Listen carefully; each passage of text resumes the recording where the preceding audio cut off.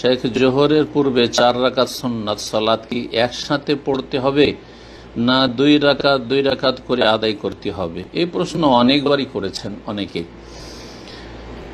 রাসূলুল্লাহ সাল্লাল্লাহু আলাইহি ওয়াসাল্লামের প্রসিদ্ধ হাদিস হচ্ছে সালাতুল লাইলি ওয়ান নাহারি মাসনা মাসনা, রাতের হোক আর দিনের হোক সুন্নাত সালাতগুলি মাসনা মাসনা 2 করে, সে সুন্নাতে রাতে বা হোক দিনে রাতের 10-12 রাকাত সালাত, অথবা সালাতুল জোহা চাষতের সালাত হোক, অথবা তাহাজ্জুদ হোক, সালাতুল লাইলি ওয়ান নাহারে মাসনা মাসনা, রাত দিনের সালাতগুলি 2 করে পড়ে সালাম ফিরবে।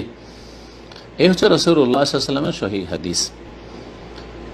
একটি শুধুমাত্র হাদিস রয়েছে সুনানে আবু দাউদে, যে হাদিস রয়েছে 4 রাকাতিন ক্বাবলা যোহরি, 4 রাকাত সালাত বা 40 ক্বাবলা যোহরি, 4 রাকাত সালাত যোহরের পূর্বে, লাইসা ফিহিন্না তাসলিম, যাতে কোনো সালাম ফিরানো নেই, বিনা সালামে 4 রাকাত পড়া রয়েছে।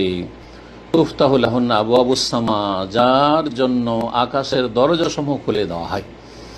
হাদিসটি যদি সহিহ হতো তাহলে তো এক সালামে 4 রাকাত পড়ার কথা আমরা বলতাম। হাদিসটি সম্পর্কে অনেকে বিভ্রান্তিতে আছে,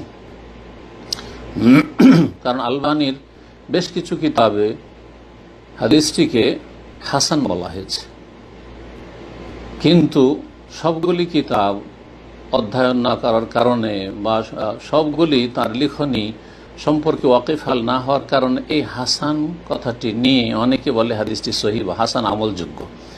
কিন্তু তার যে তারাজুয়াত রয়েছে, মানে যে হাদিসগুলি প্রথম দিকে তিনি সহিহ বলেছেন পরে জয়ীফ, অথবা এর বিপরীত প্রথম দিকে তিনি সহিহ বলেছেন পরে জয়ীফ, বা অথবা তার বিপরীত জয়ীফ আগে বলেছেন তারপরে সহিহ, এই যে করেছেন সেইটার নাম হচ্ছে তারাজুয়াতুল আলবানী।